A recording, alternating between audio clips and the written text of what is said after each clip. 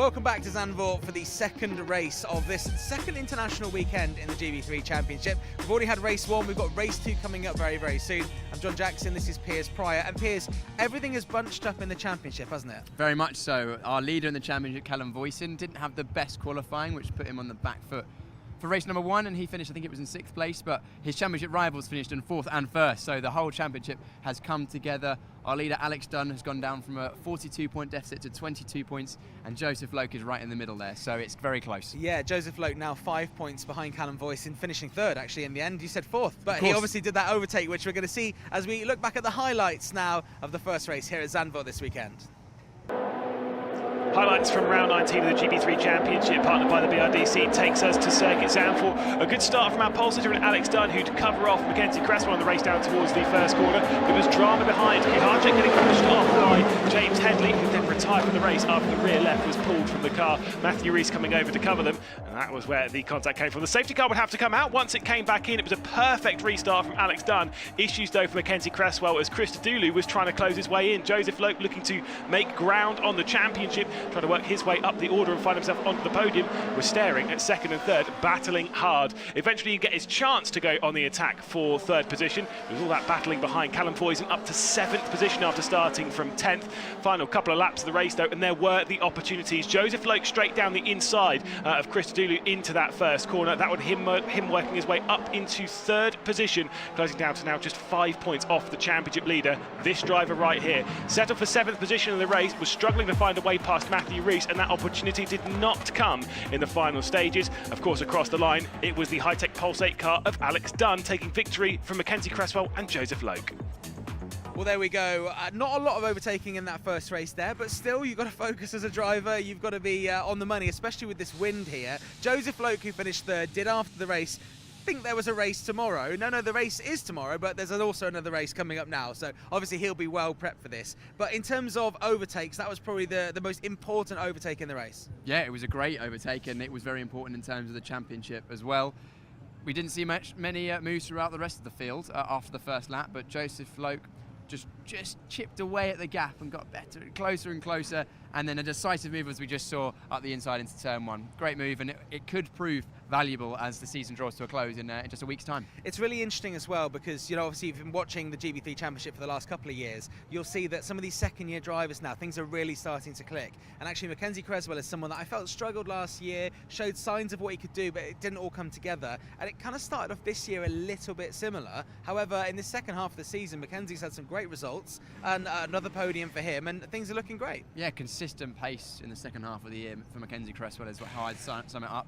And it just shows how much easier your race weekend is if you just can have that pace in qualifying and start somewhere near the front.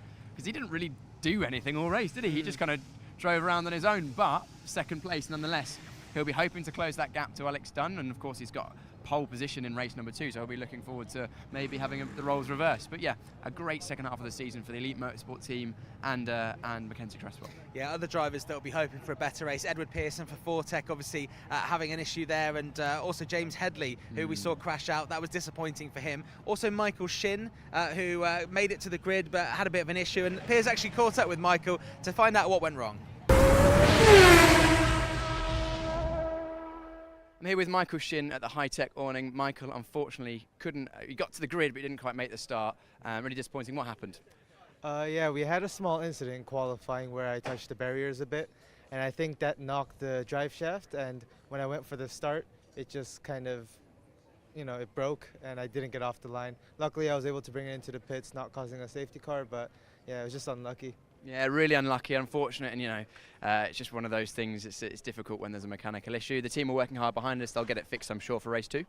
Yeah, we have a big gap from race 1 to race 2, and I have to hand it to them because they got the car out for race 1 with a short gap between qualifying, and I'm really thankful for that, and hopefully we'll make up some positions in race 2. Talk to us about race 2. Where are you starting and what are your hopes? Unfortunately, we didn't get a lap in qualifying, so we're starting P26.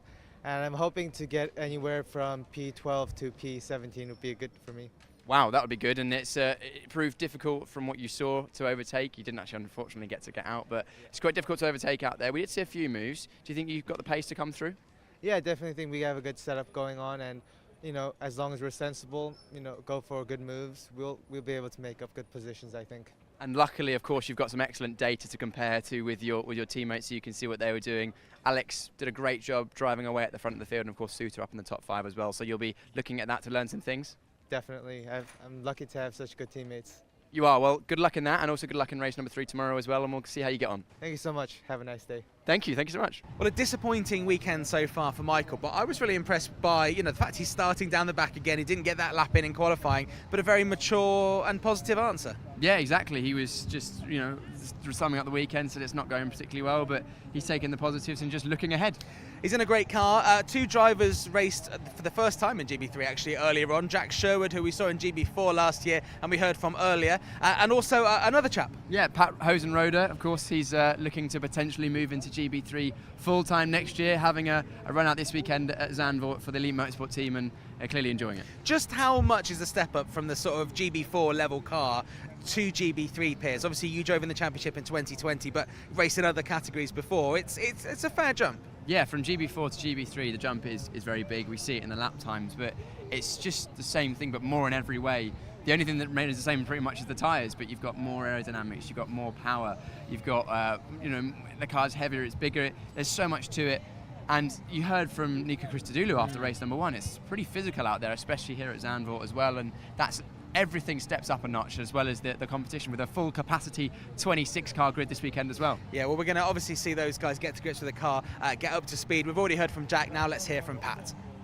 So Pat, welcome along to the GB3 Championship. You're going to be doing this round here at Zandvoort and then also the finale at Donington next weekend. What have you made of the car so far? Because I guess you don't have much time in this car before this first race weekend. Yes, today's my 3rd day in the car. Wednesday, we got some running in the dry, so it's good to experience that. But it's very sticky, very fast, very different. Obviously we've got different ways of driving them because the diffs and tyres and downforce. So I'm loving it so far. Lots of power, and the car and truck combination is just great. Obviously this is one of the F1 tracks that we do here on the GB3 Championship, 3 F1 tracks in total. It must be a track you've watched on TV a lot, but have you had much time to do some maybe sim practice? Yeah, I did half a day of sim before coming here, but obviously everyone plays F1 2023 or whatever it is, so I knew which way was left and right. It's pretty cool to come to an F1 track, just slowly ticking them off as I go through my career. So. Obviously it's a tricky time for people to watch back home in Sydney, but I'm sure people will be up watching you race this weekend. When you've raced before, is it sort of a tricky thing that your family get used to and friends, and they make an appointment to get up, or do they catch up with it later? What's the vibe? Because it's always very complicated when we have drivers who have a huge time difference. Yeah, well, it's basically opposites, isn't it? So I think the keen ones will get up, the other ones will just follow along, but all my school friends are studying for their final schools exams, so I doubt they'll be up at midnight watching. So, but I know they're keen to follow along, so they'll check Instagram and catch up on YouTube as well.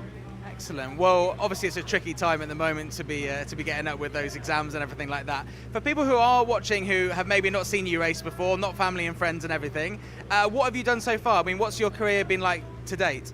Yeah, so I was in karts when I was 13, and then progressed my way through there, stepped into Formula Ford, despite karts being sort of COVID interrupted, I suppose, and then came over this year to do British F4, and that was a solid, it was a decent campaign, lots of learning, that's for sure, learning British tracks, learning the climate as well. So yeah, and then came going to do the last 2 rounds of GB3 this season. So. Well, it's great to see that you're looking at GB3 Championship as to whether that's the next step in your career, and I wish you the best of luck. It looks like it's going to be a little bit tricky out there, but something I'm sure you'll manage. Yeah, don't mind the rain, so thank you. Best of luck. Cheers. Well, great to see new faces here, and obviously, as I say, they'll get to grips with that car more and more the more seat time they get. I've also seen Fortec GB4 driver Colin Queen around, so hopefully we'll grab a word with him. I believe he's maybe considering GB3 for next year, as he feels like he's really got to grips with that GB4 car. Of course, the GB4 Championship will be back next weekend as the finale of GB3 also doubles up at Donington. But here at Zandvoort, the rain has just started to come down. It's very, very windy. We've had the sun. We've had all kinds of weather. If it starts snowing, I think we'll tick off the bingo card. Let's just remind ourselves of where we're racing this weekend. Well, the Circuit Zandvoort being the penultimate trip for us in 2023 and our second trip abroad. A tricky circuit with a lot of undulation, the likes of Tarzan at the first corner, of course, Shivlak down at turn 6, being extremely difficult and high-speed corners. The run around the back end of the circuit as they go around turn 7 and then into this 9 and 10 sequence. Really tricky hairpins, but you've got to get 10 right with this short shoot down towards this chicane into hairpin section, the penultimate part of the racetrack. Good for overtaking, but you have to be brave to do so. It tightens up an awful lot into the high banking of the Arie Luijendijk Bok and out onto the start-finish straight once again. It is not a particularly long circuit at just 2.6 miles, about 4.3k in local money. It is a tricky one though all the way around. Less so because of the undulation, more so because of those high banks. With it being such a short circuit, we'll see a lot of laps of racing, but a lot of opportunities into turn 1 don't normally necessitate a strong move. 14 turns, all of them being extremely difficult and high speed. Of course, one of the fastest circuits, a grade 1 circuit by the FIA. Not too much in terms of that undulation, almost masked by the fact of the high banks all the way around the circuit, particularly in Arie Luijendijk, but of course you get plenty in turn 3 and you get plenty in Tarzan. It is a tricky test, especially in the difficult conditions that we see here at Circuit Zandvoort. So it's a great track, a little bit tricky for overtaking, Piers. When you are a driver and you've been out for that first GB3 race here, what kind of tweaks do you think they might make? What are the kind of things that you'd maybe go out in the car and, you know, find a bit different when you're actually under racing conditions rather than just the testing and qualifying? Well, there's two main things that the drivers and the teams will be working on. They'll be working on the balance of the car throughout the race. So I heard actually from Jared Boberski, he said he was struggling with a bit of understeer. So they might consider, if the conditions are looking similar for race number 2, maybe add a bit more front wing or make some mechanical changes to get a bit more front grip. It's not always understeer. Some drivers will be struggling with oversteer, but they'll make some changes based on the balance. And the second thing is they'll be looking at the tyres and talking to the drivers, saying, right, did the tyres go off early in the race? Did they not come on until later on because it's cold? It's really hard on tyres around here. A lot of fast, long corners where the heat really builds up and eats away at the tyres, especially that front left. So the teams might be making some adjustments to allow the tyre to work better for the majority of the race. Okay, well, let's hear from another driver now. And it's not been a great weekend so far for Sean Rashid for Douglas Motorsport, and Piers caught up with him earlier. Now down at the Douglas tent, Sean, it's been a really tricky weekend. It seems like, you know, it's one thing after another at the moment. Yeah, it just seems like I can't seem to catch a break right now. But that's just kind of how things work sometimes. I'm sure at some point, maybe it'll be next season, but at some point things will start clicking. But yeah, I know there's been points where like things are working, and then it just seems like the wheels just kind of fall off at certain points. But it's still a learning process for me, and I'm learning a lot. You know, it was a big jump to GB3, but every time I make a mistake, I'm learning. So it's not all negative. There's a lot of positives too. A lot of positives, as long as you're taking something away, of course, and that's part of your development as a driver, which is what you want to do. But just talk to us about, you know, what specifically has happened this weekend, the situations that have gone on. Yeah, I think, well, for everyone, it's a new circuit. It's a really tricky circuit. It's really different than any of the circuits we race on the calendar.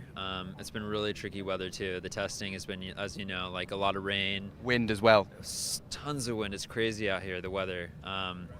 But yeah, we've shown some pace here and there. It's just during qualifying, you know, it's pushing really hard. Turn 9 is a really fast right-hander, and there's just a really nasty exit curb where if you get on it, it's just like it just grabs you and pulls you, and there's no coming off of it. So I just kind of caught a little bit of oversteer mid-corner, put me offline, and then onto the curbs, and then it was just kind of straight into the wall. So yeah, unfortunately, the team wasn't able to get it back together for the first race, but it looks like it'll be good for the last race of the day. So yeah, looking forward to it. Yeah, race 2, of course, and then you've got race 3 again tomorrow. What are your hopes for those races? Is just to build on what you've sort of learned in the practice sessions and the qualifying and make it in as positions as you can? Yeah, man, honestly, the goal here has just been to get experience and come out here and prove, you know, it's just seat time. It's all just seat time, and especially me being my second year racing anything, all the seat time is valuable, especially during the races. So I'm just going to go out, do the best I can, see if I can tangle with some of the guys, and just go from there, see what happens. And then looking ahead briefly to the final round at Donington, You know, you've been there. Yeah. We've done plenty of testing at Donington. It's not like Zandvoort where it's a bit further away. What are your hopes for that final round of the season? Yeah, I have high hopes for Donington. Donington is actually my favorite track on the calendar. I really like Donington. I've done quite a few testing days there, so I think it'll be good. We'll see what the weather gives us there, because in the wet it can be tricky there as well. It's quite slick. But I love that track, man. I'm really looking forward to next week. It should be a good one. Anyway, bring it back finally. Final thoughts ahead of race number 2. You're just going to go for it. Yeah, just going to go for it. Try and have some fun and try and stay clean, stay on the track, don't hit anyone, and good things will happen. So Anyway, thanks for talking to us, Sean. Difficult weekend so far, but hopefully things will go well for you. Thank you.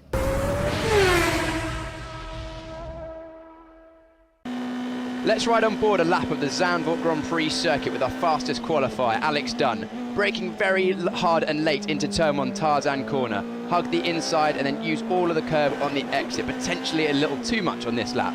Then a quick flick through turn number 2 to set ourselves up for 3, the newly profiled banked corner. All of the road in the middle of the corner, staying to the edge of the circuit on the exit. Then completely flat out through the kinks of 4 and 5. It's all about setting ourselves up now for Shivlak. Over a crest, sun is blinding at this point. Just a lift here. Roll the speed to the middle of the corner and again right up to the curb on the exit. Then we flick our way through turn number 8. Very high minimum speed there. Watch the curb on the exit. It can drag you off the circuit. Then turn number 8 is all about minimum speed. Keep that minimum speed nice and high, and then we flick our way to the right-hand side of the circuit to open up turn 10. This exit will be very important in the race. Get a poor exit out of here, and you'll be very, very vulnerable into the final sector. Straight line braking for turn number 11, using all the curb on the right-hand side as we turn in, and then keep it nice and narrow in the middle of turn 12. Only one more real corner to go now. Just a short break and keep the minimum speed as high as possible. The exit is also very important here as we're running now back onto the banked run onto the start-finish straight.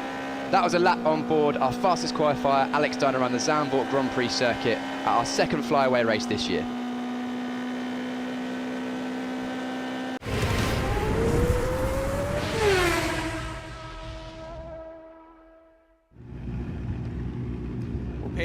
We've just been on board with Alex Dunn. We can see his car right now. He's starting P2. If you're in Alex Dunn's position here with Mackenzie Creswell in pole position, what are you going to do in that first corner? It's all about the launch off the line. We saw in race 1, Alex Dunn got a great start. He pulled the cross just to make sure that no one could slip up his inside, but then had enough of a run he could go back to the outside, and that was pretty much all she wrote. He was away and in the clear from that point onwards. He'll be hoping for a much similar start in this one.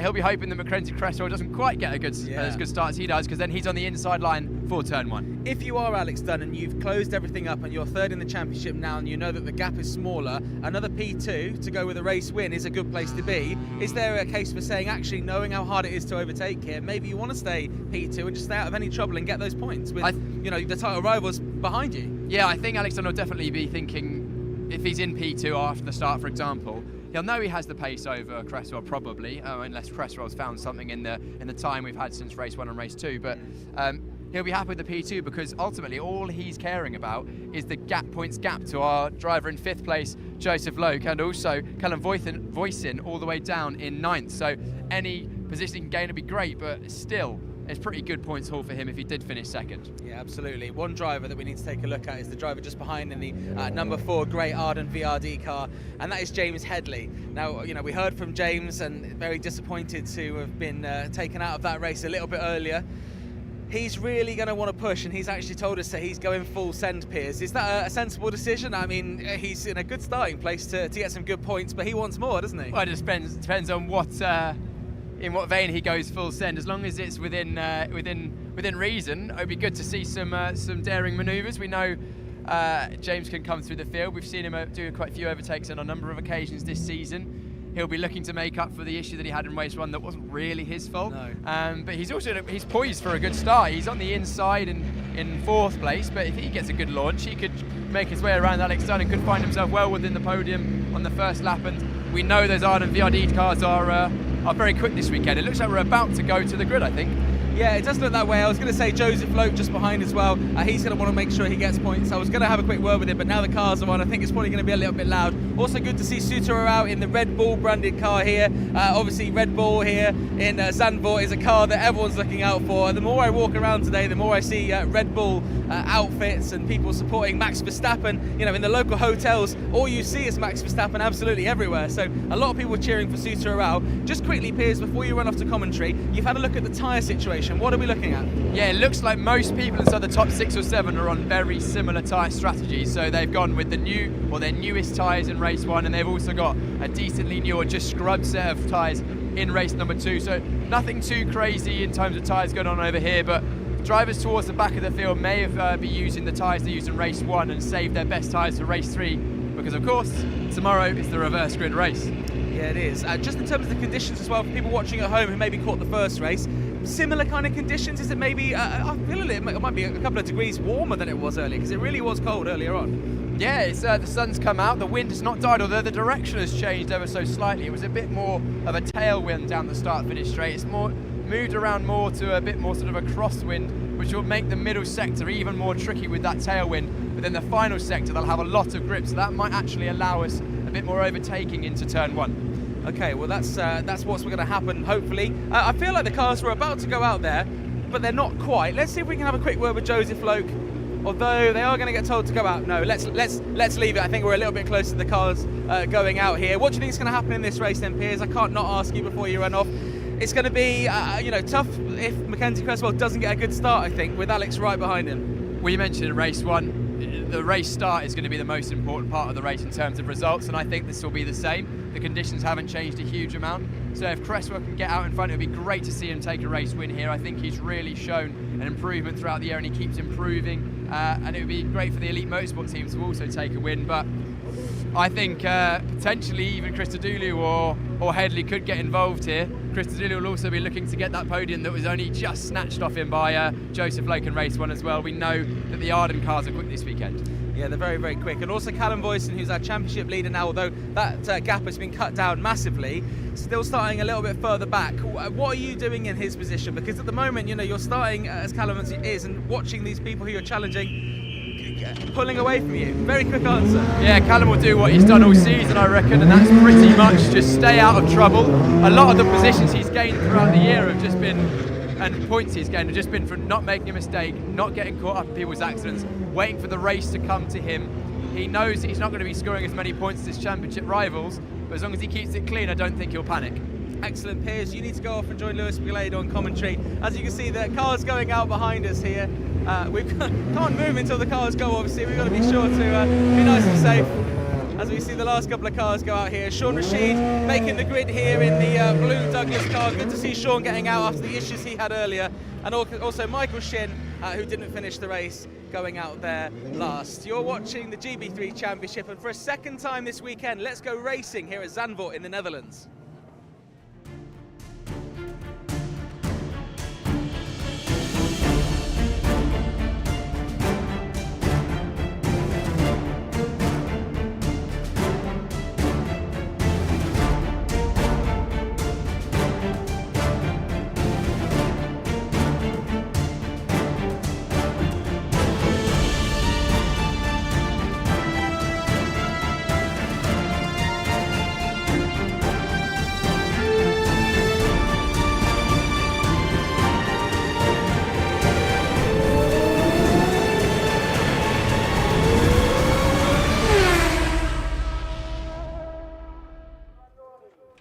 Well, the title race is heating up, just 5 points separating the top 2, just 5 more races left to go in the GB3 Championship in 2023.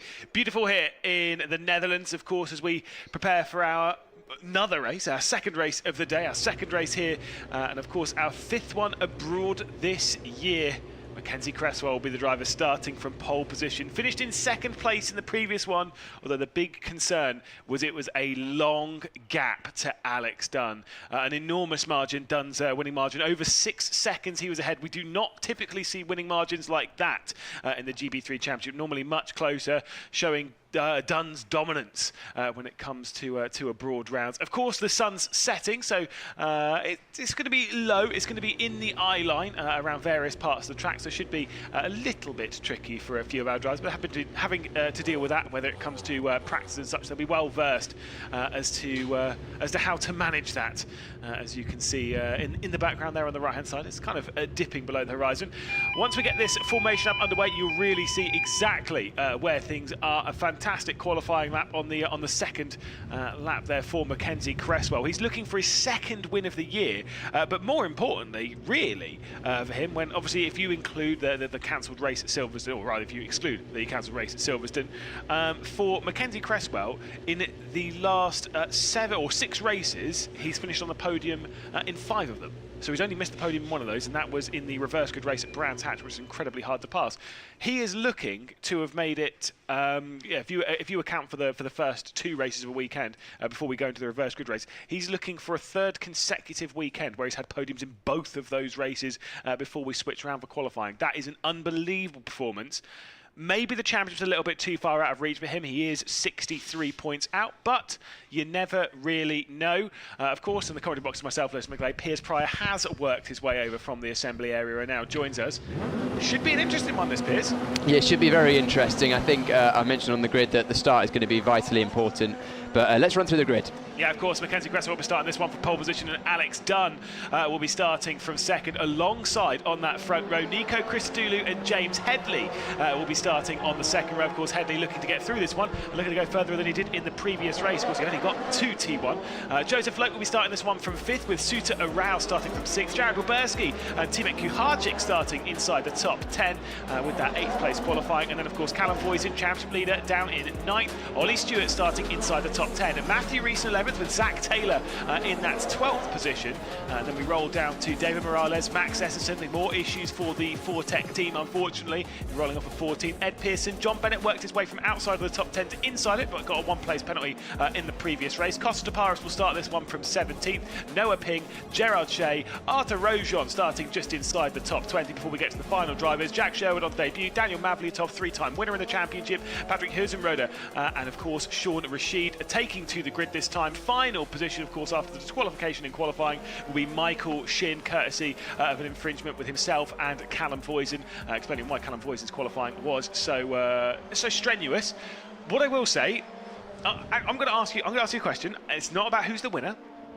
Are we going to see a different championship leader after this race? Of course, Joseph Loke only has to outscore Callum Foysen by 6 points if he wants to take over the race lead, or championship lead. Well, looking at if everyone finished where they started, we would, wouldn't we? Yeah, absolutely. So therefore, I think it's more likely than not that we will have a new championship leader. But I also think that the championship gap between 1st and 3rd will come down once again. Yeah, so I think it's all converging very, very nicely for a conclusion in just a week's time. But we've still got 2 more races to do today. We can see the drivers weaving to get any final heat in those tyres, doing a few burnouts.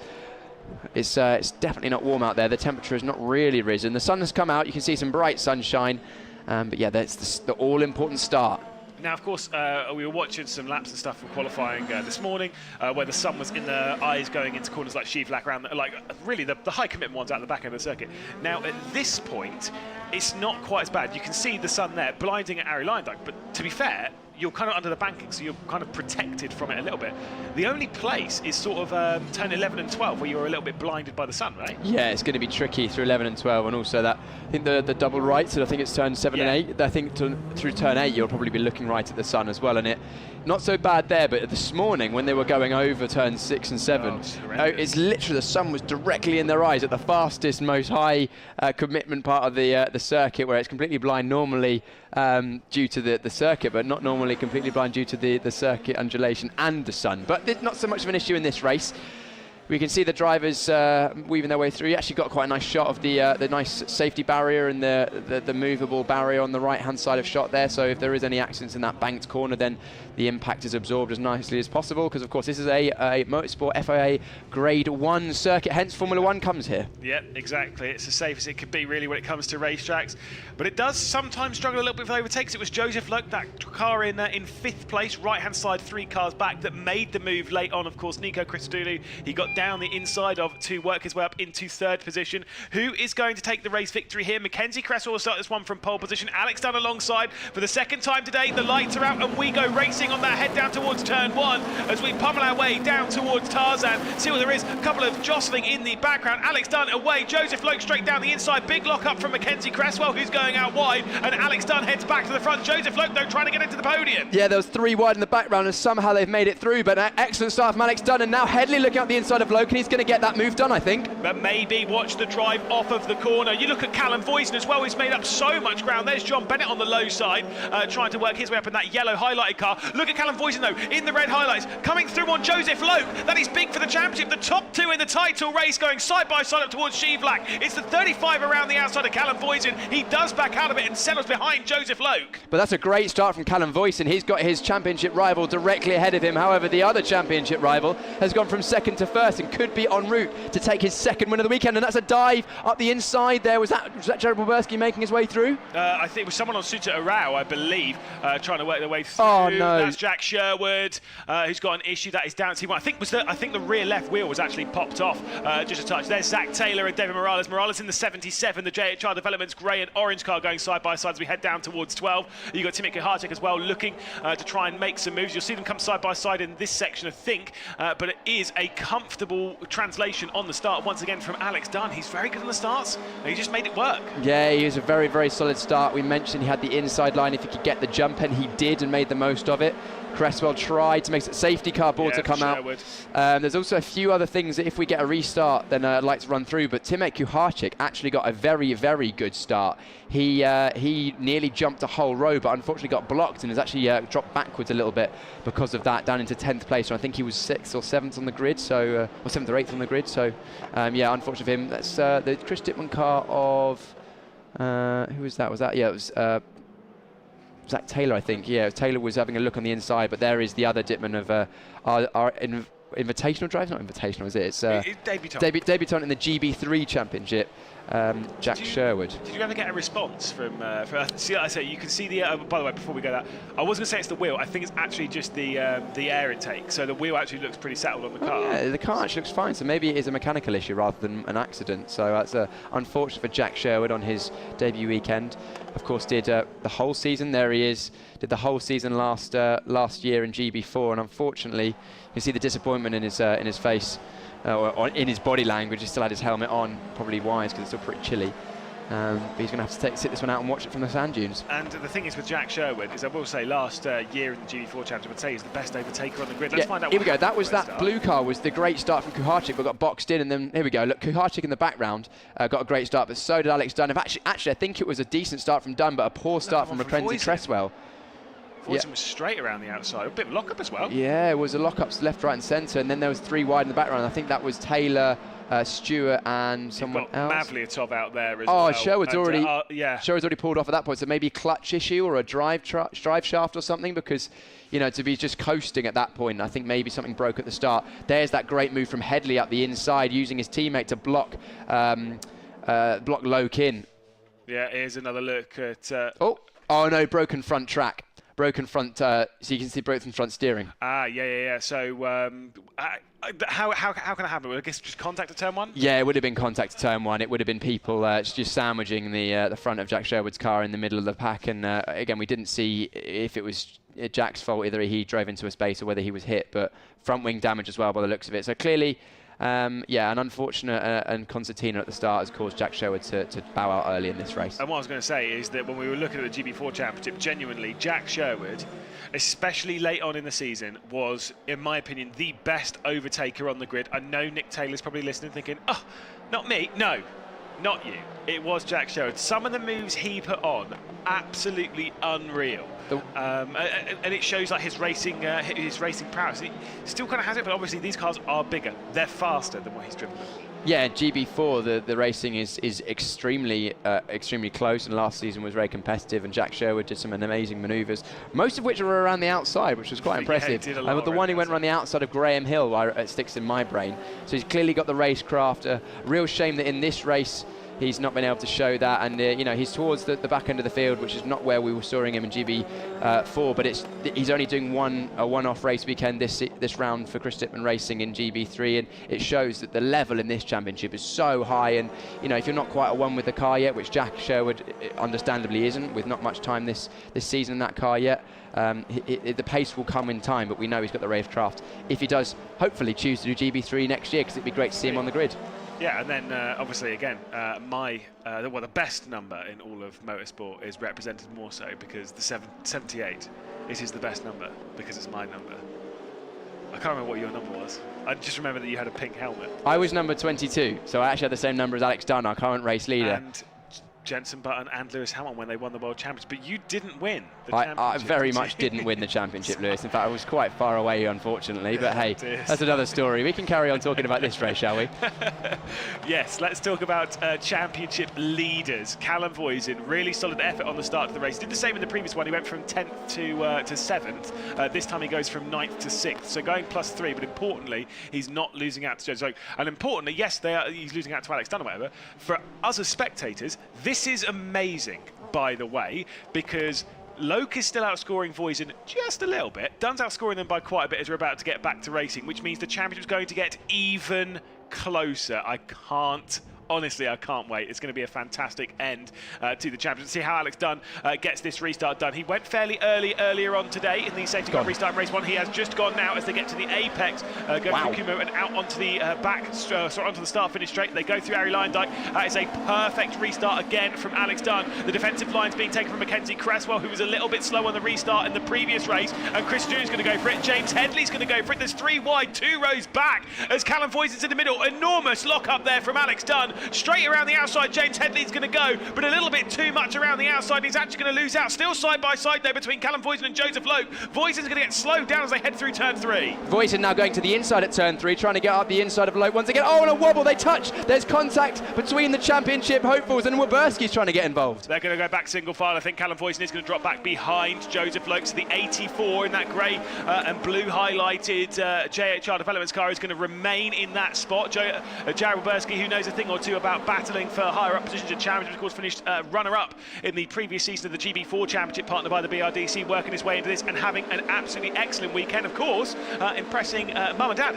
Obviously, mum's here this weekend. Yeah, our whole family. Whoa, around the outside of Jared Waberski goes Matthew Rees. Matthew Rees, what a move that was. Waberski defended on the way into that corner, and then he's going to get forced. Oh, that was naughty from Rees. Yeah, I think Waberski will be rightly aggrieved with that move from Matthew Rees, because Matthew knew he was there. Oh, it's a big lunge from James Headley on his teammate. A bit late, and luckily managed to just about get it stopped and not make contact in the end, but that's going to leave Headley under pressure from Loke. But yeah, I think Rees got up the inside and just edged Waberski off the circuit. I mean, again, I haven't got the onboard, so I can only call what I've seen live. That will be reviewed. But yeah, that was it looked to me as if just a bit of a hip and shoulder. I agree, although I will say, at least from this angle, it did look. I was looking at it being like, yeah, we all can see what's going to happen. We've had more attempts for overtaking in this race than we certainly had in the first one, so potentially that wind change has certainly helped a lot of drivers. There's a couple of switches in the background. I think Costa-Paris and Arthur Rojon switching out on the start-finish straight as they come in. You can see a little bit in the background there between Costa-Paris, and that one will be Pearson. Oh, that's contact. Going off. Oh, is that no. Waberski? Yeah, that was. I saw that coming. I think that's the number 9 of Zaire Taylor. I saw Taylor on the inside. It looked like he sent it in very hard to turn 2 to try and remove the overlap from Waberski, and clearly contact was made in the middle of the corner. So, torrid lap for Waberski, but it shows as soon as you start losing momentum and your momentum falls backwards in the race that, you know, it's so hard to just sort of steady the ship. And unfortunately, Zach Taylor and Waberski have made contact, and they've both fallen down the field. I think that might be the end of Waberski's race. Yeah, that might have been a bit too much contact. There's another big move down the inside. That'll be Sean Rashid trying to get past Daniel Mavliatov a little bit further down the order. That one's for 22nd position, and no switch in all of that, I do believe. You see them coming through in the background. Zach Taylor's also trying to work his way on his return drive. It's Husenroder who he's trying to fight with. with. This is back up though towards the race lead. 10 minutes and 40 seconds left to go. It's roughly 1 minute and 30-second lap times around here. Slightly slower than we were running earlier on in the day. And with the safety car intervention, as we've said before, normally when there's a safety car intervention, it goes to a timed race rather than a lap race. I still think we'll be getting our 13 laps in though. I think we will, because we didn't spend too long under safety car. Which is 7 more. I'd like to touch on 2 things. One, the excellent restart from Alex Dunn once again. I don't know how he managed to pull basically a half-second gap over the line, considering Mackenzie Cresswell was right up his rear before we went green. But also, Mackenzie Cresswell actually reeled in Alex Dunn slightly on that last lap. But the gap was definitely wider than that, and it's coming down at the front ever so slightly. Yeah, and also keep an eye on that 1.3 seconds gap between Chris Zulu and Cresswell. Here comes Callum Foysen once again on Joseph Loke. Much better drive as they head up towards Sheaflack, but of course the inside line being taken from Joseph Loke.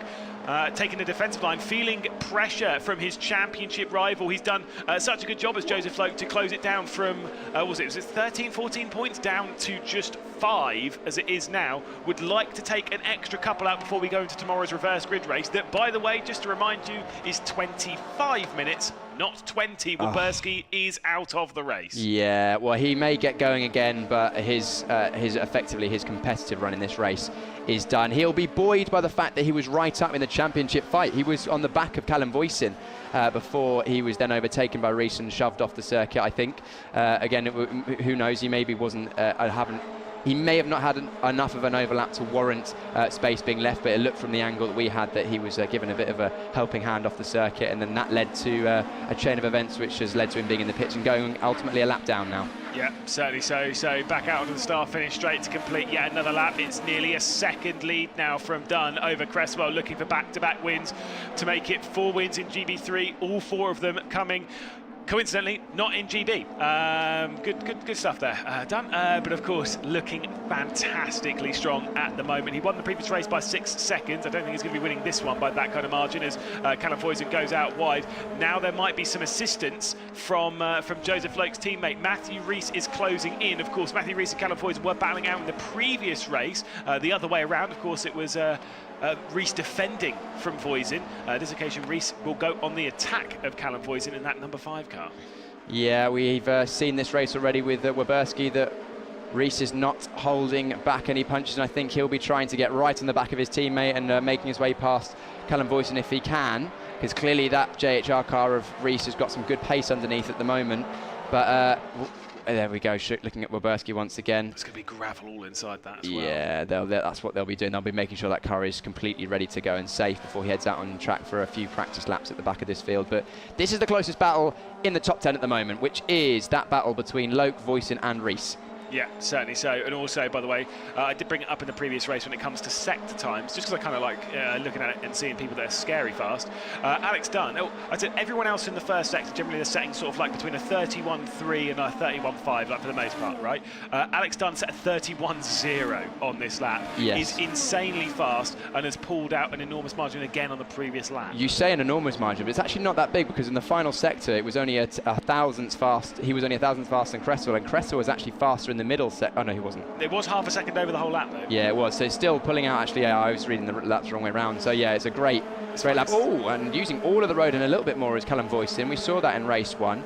I did actually clarify whether we're under FIA or MSUK track limits. Apparently we are under MSUK track limits, really? because it's an event sanctioned by them. So therefore, the white line denotes the edge of the track. You're allowed on the white line and on the curb, but not past them. So technically, I think that would be exceeding track limits, but whether they are policing those track limits in that area of the circuit clearly remains to be seen. I guess that makes sense, because I would have expected to have seen them running higher in turn 3, because generally you do want to run fairly high through. I mean, if you watch things like the GT World Challenger stuff, like from early, if you watch Formula 1, etc., they do run very high. Matthew Rees, though, looking incredibly close now. Is this going to be the pole place for a dive? Obviously being blocked out visually by the sun. You don't really want to send it. How hard is it to see in this when you're going into that sun, into that chicane? I can't tell exactly how low the sun is going into there, but when the sun is directly at you, you know, you think in your own car, if the sun's quite low, you can pull your sun visor down. Well, there's no sun visor in these. You do have a visor strip, so a sticker that goes across the top of your visor on your helmet. But it's all you can do is basically nod your head and squint. The drivers were making the most of it, but it looks like Matthew Rees is potentially close enough to mount an attack into turn one. Is he going to go for it this time? No, not quite.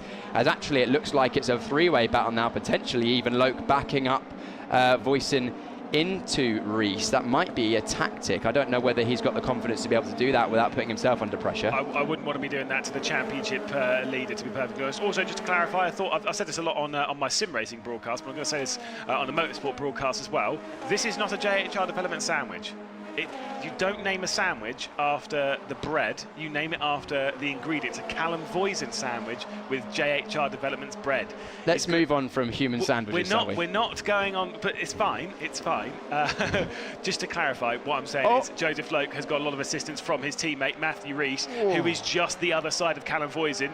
I think Loke would rather Rees be this side of Callum Voisin, please. Absolutely, and Voisin will be looking to try and get his way past Loke if he absolutely can at the soonest opportunity, because now looks like Matthew Rees is getting somewhat impatient here, lunging left, lunging right, having a look at different parts of the corner. Although that sort of look at an overtake has meant that Rees has dropped off the back of Callum Voisin, and now Callum Voisin's had a couple of clear corners to push onto the back of Loke, so potentially it's going to be Voisin looking on the back of Loke, because also Joseph Loke doesn't have the luxury of a slipstream down this long run out of Aaron Lyndike, the last banked corner down the start-finish straight into Tarzan Hairpin, which is the main overtaking opportunity for GB3 cars on this circuit. Here we go. And Ollie Stewart is closing in as well, so if there's no move here, Ollie Stewart might be joining the mix, who is actually having one of the best weekends he's ever had in GB3. Of course, he has won a race earlier on in the season, but with the fact that he is, that was in a reverse grid race, he was in the top 10 earlier on, he's in the top 10 again. He is looking to really translate in his second half of the season. That's a big one down the inside. There's two deep though from Callum Voisin. He goes outside of the track limits in doing so, and Matthew Rees is going to try and sneak his way through. That was a bold manoeuvre. I love to see bold manoeuvres like that, but he did look like he went all four wheels outside of the white line there to get that move done, so it'd be interesting to see if the Clark has anything to do about that. And now Oliver Stewart's getting involved because Rees tried to make his way through on his teammate of Loke, but then couldn't quite get that done, which held him up. And this just shows the concertina and the movement backwards and forwards, but I expect Callum Voisin to run away from this little group now, because he's clearly had the most pace in this little pack. There's 3 minutes left to go in this race, or 3.5 really. Once they get to the line, it'll be 3 minutes, meaning there will be 2 more laps after this. So we, halfway, 2.5 laps to go from this exact point where they are. There is not many opportunities for these drivers to work their way through. We'll take a look at the replay of that move. Talk me through it. Oh, that was very, very late. You saw he almost wasn't completely in control. The car was moving around on the brakes, but you saw both Loke and Voisin go outside of the white line. So I'll be interested to see if there's any judicial inquiries after the race that changed the results, because that was a bold move. Hey, you know what? It was a good move, but you know, by the letter of the law, I would have said that probably was not legal. I like an aggressive move. I like a bold move. I don't like that move. You don't? No, I feel like that was asking for an accident. Yeah, it was. I didn't feel. Again, I'm a viewer here. I'm watching it, and you're the race driver. It just did not feel like Callum Voisin was fully in control there. Yeah, he didn't look like he was fully in control. And the only thing that I think, especially Loke, will be saying is that, hey, look, if I didn't leave the circuit, there would have been contact. Yeah. Because Loke did leave the circuit, but that was only to get out of the way. It was good heads-up driving from Joseph Loke, to be honest, because he could have just turned in his normal place and they probably would have been contact. And I'm sure that the Loke and his team will be looking at that as soon as they get in from the race and potentially mounting some sort of challenge. But in the meantime, as things stay on circuit, that has reduced the points deficit that Callum Voisin will be receiving to our race leader currently, Alex Dunn, who we haven't really seen much of because he's 3.5 seconds in the lead. Yeah, he's doing an unbelievable job pulling away at the front once more. Chris Dulu also up there. Of course, Chris Dulu missed out on having a podium last time in the previous race today, courtesy of that move late on from Joseph Loke, but looking really strong to have done so again. He's got 6 tenths behind to his teammate, so fair enough. James Headley's actually having a decent one. Got to speak of some real positives there. Mackenzie Cresswell, 6 podiums from 6 normal qualifying, and then that's incredible consistency. Yeah, it'll be interesting to have a look at by the end of the season if we can chop the season from when he had that first podium. He may be like the highest scoring driver in the last few rounds, to be honest, which is really good work from the team at Elite Motorsport and Mackenzie himself, and the team have clearly come on as well, because Oliver Stewart, who was of course new to this championship at the beginning of the year and was generally towards the back of the field, has shown some great pace. I mean, in this race, he's all the way up in 8th place and right up with effectively our championship battle. Okay, so I'm just going to give you a little bit of a touch here. Now we head on to the final lap. If you want to get the full points, I'll be giving it to you after the interviews, after the podiums. At the moment, get yourselves ready. Callum Voisin would have 387 points. Alex Dunn would be in 2nd place in the championship. He is having an incredible round. He would move to 6 points shy of Callum Voisin. Joseph Loke 1 point behind that. This championship is built for an unbelievable climax. 4 races left to go after this. I just don't know which way it's going to go. No, I honestly don't know which way it's going to go. It's definitely going to come down, hopefully, to at least the final 3 races of the season. Well, it will come down to the final 3 races of the season at Donington, but I'm hoping it comes down to the final race of the season, because that would be an amazing climax of the season if it went to the reverse grid, Lewis, at Donington Park. Honestly, looking at the points now, I don't see how it doesn't go to the final race of the season. I just do not see it. Unbelievable scenes here at Circuit Zandvoort. Unbelievable driving from Alex Dunn. Once again out of the final corner, takes his 4th win in GB3. Mackenzie Cresswell will take 2nd. Chris Dooley will bring his teammate over the line in 3rd. Headley in 4th. Voisin, though, with an incredible performance through the race to move up into 5th place, will remain as your championship leader. It has slightly grown, but it has very much changed. That's the important bit. Provisionally, this is, we must stress, it's very provisional, because who knows what could go on with all the things that went on in that race. But we've also got a big fight further down the field, as it looks like we might have a race to the line between Pearson, Shin. Yeah, not quite being able to get over past Pearson with Shin on that last lap, but very close racing throughout the field. We predominantly looked at that battle between was it Voisin, Loke and Rees for the majority of the race, because it was the closest battle, but also because it was so interesting in terms of the championship points. But a great drive once again for the driver we're looking at, Mackenzie Cresswell. 2 second places in a row, not too shabby considering he's only being beaten by the driver that is chomping his way towards the front of the championship field if he continues the way he is. But what can we say about this man? Alex Dunn, the Irishman for High Tech Pulse 8. He's been almost unbeatable this weekend. He was only beaten on the 2nd fastest lap time in qualifying so far. And I wonder why he's so fast on international tracks compared to everyone else. Crazy stuff, but once again, yes, it is Alex Dunn on top. We'll take a look once again at the provisional results. Obviously 1 lap short in the previous race, courtesy of the safety car. Mackenzie Cresswell and Nico Christodoulou round out of the podium. We'll be hearing from them in a few moments' time. James Headley reaching the finish and getting a 4th place to his name. Callum Voisin, of course, 5th place, but did overtake Joseph Loke by breaching track limits going through the turn 3 hairpins. We'll have to take a look at that one. Rees in 7th, Ollie Stewart, Suter around Timek Kaharchik will round out the top 10. David Morales, Noah Ping, Max Esserson, John Bennett not having quite the same race he did in the previous one, with Costa Paris rounding out the top 15. Then we have Arthur Rojon, Ed Pearson, Shin, Shea and Rashid inside the top 20. Mavliatov and Husenroder will be our finishers on the lead lap. Of course, Taylor finisher a lap down. Waberski and Sherwood retirements. Obviously, Waberski with that retirement after being pushed off twice in basically a lap and a bit. And Sherwood out on the 1st lap. Once again, Alex Dunn out, takes a bow, and very well deserved. It's quite a nice Saturday. Of course, weird to have 2 races on a Saturday, but to be fair, both times we've had that in 2023, obviously courtesy of them being on international rounds, it has been Alex Dunn winning both of them. So, you know, read into that what you will. Very impressive. Solid effort from Mackenzie Cresswell. I think I will do the maths of what was being requested there by Piers and see how the season has progressed, how much he's improved, because I'm fascinated. I'm absolutely sure if you only took it from 3 rounds ago, he is the highest scoring driver of the 3 rounds, of the last 3 rounds, basically the second half of the season so far. But still, there's still plenty of time left to go, and including that reverse grid race, which I think is going to be incredibly difficult round here. I don't think Alex Dunn is going to take a clean sweep this weekend, but hey, he could well get himself inside the top 10. We'll head down though to John Jackson to catch up with our podium.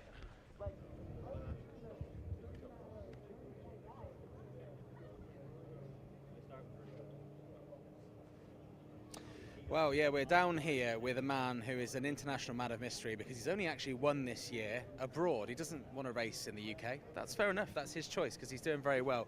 Let's let him get his hat this time. He's going to get handed it before I go over. Let him put it on. Contractual obligations, as always. I'll jump in now. Alex, you got your hat on this time, so we're all good. 2 race wins out of 2, and you've only won outside of the UK in this championship this year. I mean, what is so special about racing on the continent for you? To be honest, I don't know. I guess maybe it's the fact that I'm quite used to it, you know, racing in Europe pretty much my whole career. But yeah, I'm not complaining. When you were looking at what you wanted to have when you went away from this weekend, 2 race wins with the reverse grid race to come is pretty much all you could have hoped for, right? Yeah, absolutely. You know, I think we've kind of been after Brands. You know, I kind of had the mindset of playing catch up. So to execute pole position and 2 race wins with 2 fastest laps is a good way to start the weekend. Yeah, and obviously you only needed to overtake 1 car to get that race lead and then hold it the whole time. What was going through your head on the start-finish line? Yeah, you know, I knew in the previous race that I got a pretty good start, so I just tried to execute that again. And then I knew the pace was good, so I just needed to get my head down and try putting consistent laps and build a gap, and I managed to do that. There's some big points to go on the reverse grid race tomorrow. What's your kind of plan of action there? Just get a good start and overtake as much as possible, or maybe play it a little bit safer? What's your plan? You know, I think I'll just try and do what I've normally been doing. You know, so far I think I've been pretty good in the reverse grids, especially at coming through and making up a good amount of places. So I'll try to do that again. Obviously, I'm going to do my best to not make any silly mistakes and avoid whatever carnage there's going to be, because I think there's guaranteed to be some. So yeah, I'll see what I can do. I'd imagine so. Alex Dunn, you're on fire when it comes to racing in Europe. Congratulations. Raceman Alex Dunn there, racing for High Tech, Pulse 8. Let's find Mackenzie Cresswell here. 2 races for Mackenzie and 2 second-place finishes. Another podium, another good race for you. Yeah, another podium. Wasn't a great race. I'll be the first to admit that wasn't my best race. Had a poor start and lost the position to Alex. And then, yeah, made a mistake on the restart and just couldn't quite maintain the gap. It's disappointing because I felt I could have won that race. Didn't have the pace, but I think it's so difficult to overtake around here. I think I could have held it on for the race, for the duration. But yeah, it's just not good enough from my side. Well, look, you mentioned consistency in the first race, and I mean, you know, you're P2 again, so there is consistency there. Reverse grid race coming up tomorrow. What are your hopes in that one? Yeah, just make up as many places as possible. It's going to be fun. Who knows what it might rain, so that can make it interesting. But yeah, I'm just going to use what tyres I've got, and yeah, just give it my all, try and make up the points that I lost today. Well, look, it was great to see your dad. Delighted for you to get another podium while you were getting out of the car there, Mackenzie. Congratulations. We'll let go and get your trophy in a second. Mackenzie Cresswell there for Elite Motorsport. And if we come over to my right-hand side here, we can speak to Nico Christodoulou. So close in that first race, and finally got it. I mean, yeah, it's I was able to get a start I needed and stay in third and continue the battle after the safety car. Pull away in third, and in the end, final laps, defend from James. I mean, in the end, it was an all right race. But yeah, it's good points. Yeah, and another trophy for you to take home. What are you thinking for the reverse grid race? Because, you know, conditions could be even more challenging tomorrow, potential of some rain. It's going to be some eventful driving out there, I'd imagine. Reverse grid race is always for some carnage, especially in the rain. So, I mean, we just got to see what happens. Okay, well, look, congratulations, Nico Christodoulou. We'll let you go and get your trophy there, driving for Arden VRD. And as it gets even windier in this pit lane, it seems to be one of those things where it's either windy, or incredibly windy. We'll hand back over and we'll watch the podium action. Certainly so, and yes, the wind is really picking up. You can see the drivers heading their way up to the podium, and again, yet another time we've seen them on the podium. It's been an incredible performance for these drivers this weekend, because Christodoulou's really shown some incredible speed.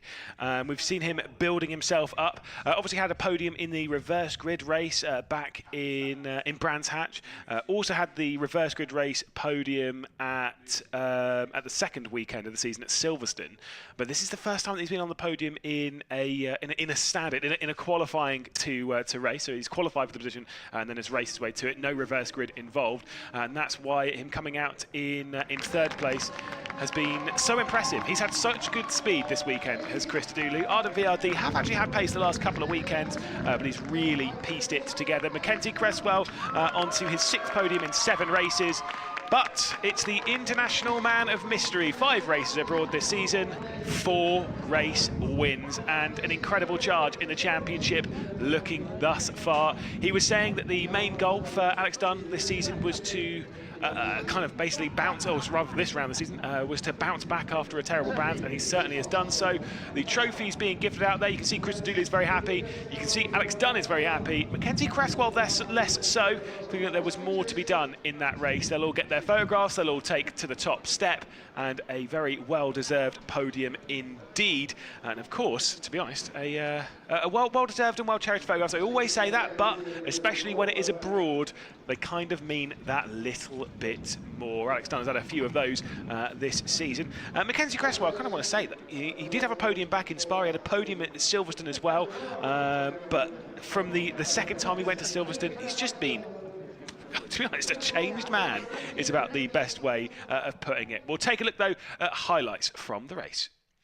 Highlights from the second race here at Zandvoort would take us down into turn 1. Mackenzie Cresswell starting this one from pole position, but it was a better start from Alex Dunn. An incredible one from Kuharczyk in the background, but had absolutely nowhere to go with it. Dunn diving it down the inside and taking over the race lead. Joseph Loke also had a great start, but was unable to get his way past Chris Dooley in that first corner. A bit of a lock-up from quite a few of the contingent in the pack, as well as there being 3 wide. There was a bit of contact behind all of this, unfortunately for the 78 Chris Dittman racing car of Jack Sherwood, who'd go slow off the first corner. With all the side-by-side heading up the hill into turn 2 and turn 3, Joseph Loke would actually lose out to James Headley, who'd go straight down the inside of the driver fighting for the championship.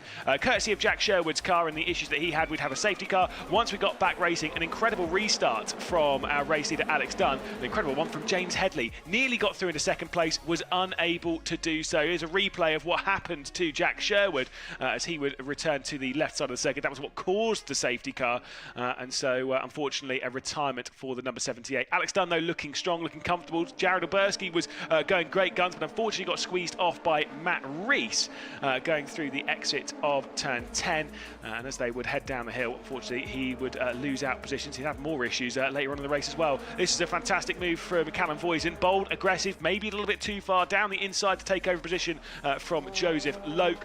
It was this driver, though, Alex Dunn, taking his second win at Zandvoort. And of course, after that, we'll take a look again at very provisional championship standings. Callum Voisin pulls out a little bit more on the championship lead. It goes from 5 points to 6, but the driver in second place has very much changed. Of course, it is Alex Dunn, after another victory, taking over that second place. 4 wins in the season.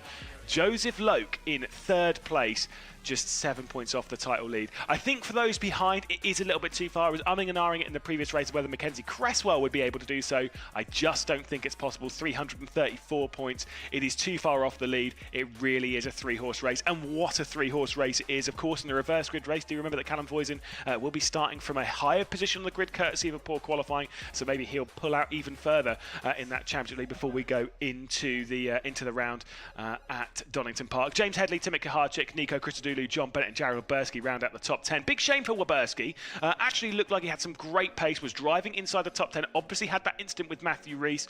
I have to wait and see if there's anything going to happen from all of that also, because race control sometimes have to step in a little bit. The steward committee, they have to check out quite a few things. I think that might be the case on that occasion. There might be a couple of bits. We'll head down into the paddock area. We'll see what drivers we can catch up on, because it's time for JJ and PP to take us around the paddock. Yeah, well, we're down here in everything's packing up in the background here. We've got a little van that says Barbecue Legend on it, and I'd like to give that title to you, Pierce, because you are a barbecue legend. I thought of you, yeah.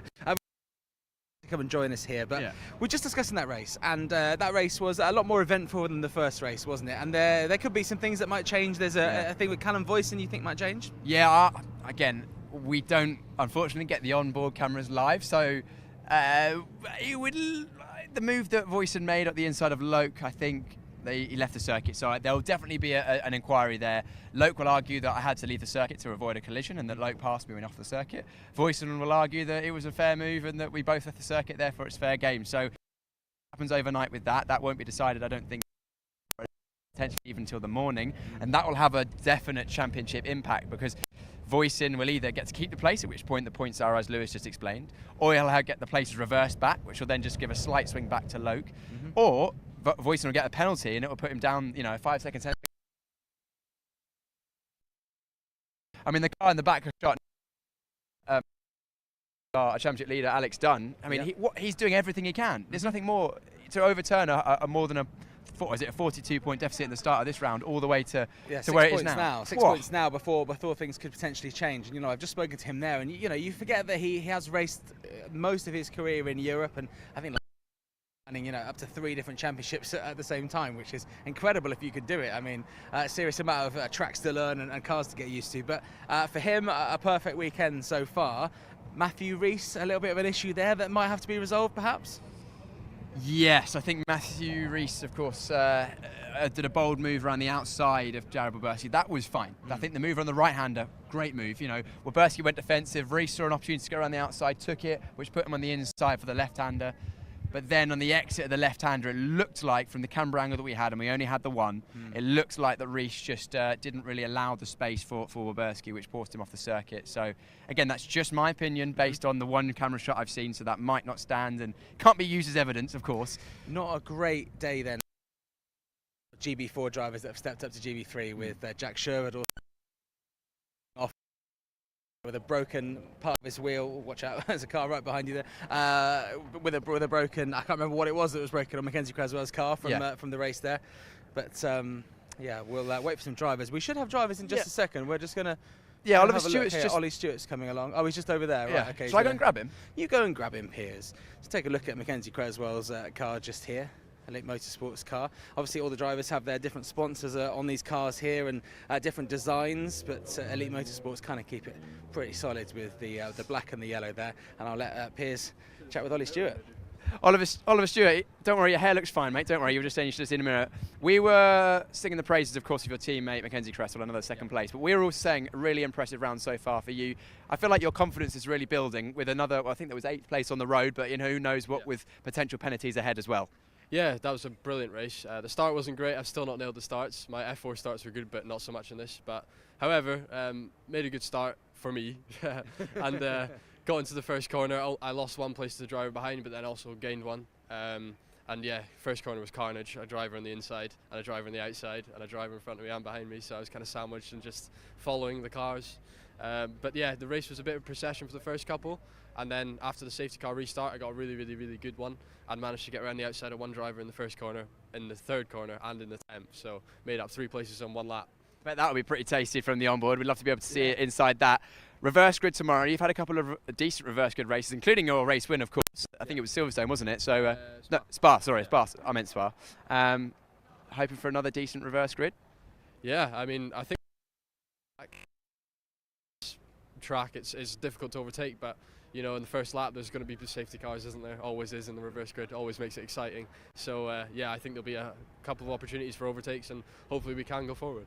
Oliver, thank you very much for chatting to us. I'm glad the weekend's going well for you this weekend. We'll see how you go on tomorrow. I think we've got in the back of shot some more drivers. Thanks, Ollie. You can head off back. We can grab a word with Jared. Are you ready?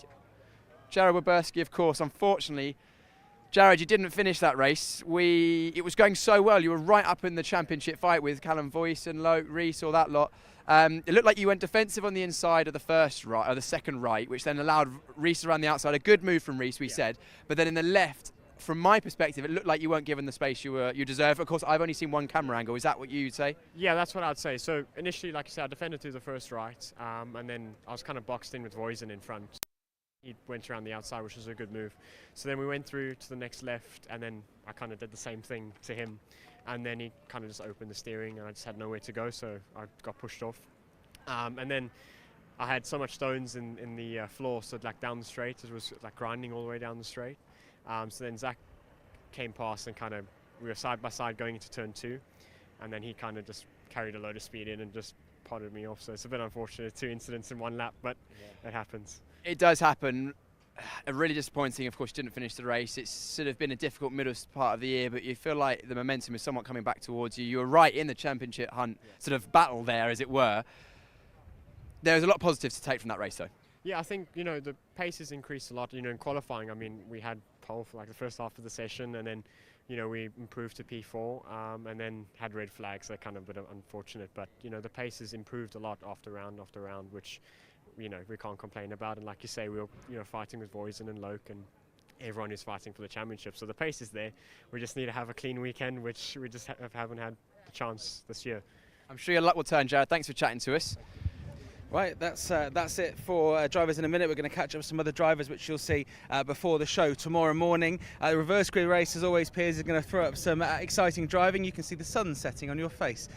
How lovely. Look, we are back for race 3 of 3 here at Zandvoort. It's the 4th last race in the championship this year. It's never been closer at the top. It's going to be really exciting to see what happens. Of course, keep your eye across all the GB3 Championship social media. That is where, of course, with the website as well, you'll find out about any penalties if they get issued tonight that we've been discussing, perhaps maybe even tomorrow morning now. We'll be back tomorrow morning, Sunday morning at 10:30 for live coverage of the final race of the weekend here. It's the reverse grid race. So we will see you then.